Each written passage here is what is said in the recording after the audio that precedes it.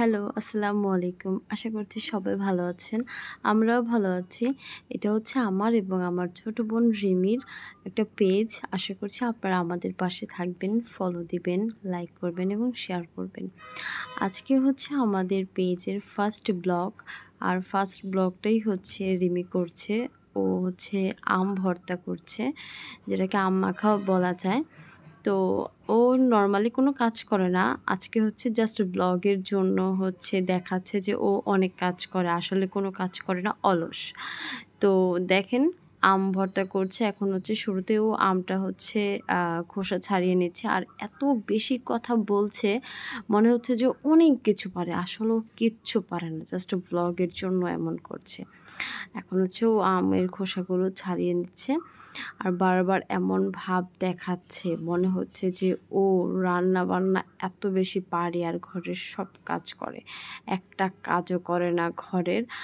আর রান্নাঘরে তো যায় না, এমন ভাব দেখাচ্ছে যে সব কিছু পারে। জাস্ট ভিডিওর জন্য ও এই কাজগুলো করছে। নর্মালি যদি ওকে বলতাম যে রিমি একটু আম মাখা করে দে, ও কখনোই করে দিত না।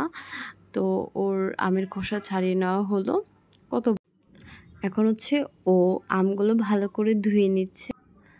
আমগুলো ধোয়া হয়ে গেলে এখন হচ্ছে ও আমগুলো রেশাদানি দিয়ে ছোট ছোট করে কেটে নেবে। দেখেন কত বেশি কথা বলছে, এমন ভাব দেখাচ্ছে মনে হচ্ছে যে ও সব পারে। আসলে কিছুই পারে না।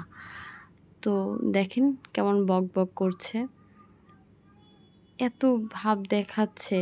চোখের ভঙ্গিমা, মুখের ভঙ্গিমা দেখে মনে হচ্ছে যে ও সব পারে। আসলে ব্লগ করার আগে ও হচ্ছে আম্মুর কাছ থেকে শিখে নিয়েছে যে আম্মু কীভাবে আম মাখা করতে হয়।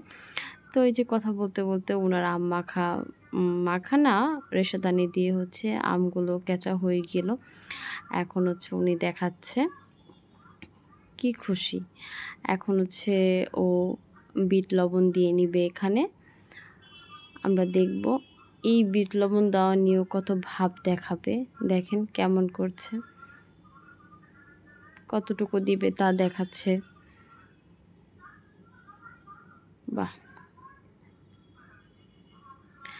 বিট লবণ দেওয়া শেষ।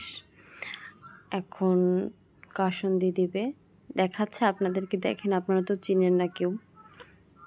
বাহ, ঝাঁকিয়ে নিতে হয়, আপনারা তো কেউ জানেন না, শিখে নেন রিমির কাছ থেকে। এখন পরিমাণ মতো কাসুন্দি দিয়ে নিচ্ছে।